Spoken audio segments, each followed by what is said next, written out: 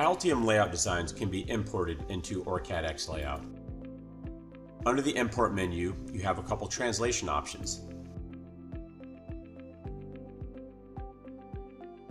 The Altium PCB translator, you have to give it the Altium PCB database in ASCII format, which is something that can be exported inside of Altium. Once you select the ASCII file, you have a couple of translation options.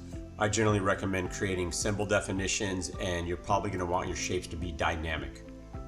Once you get those translations options set up, you can then hit translate and wait for the results to be complete.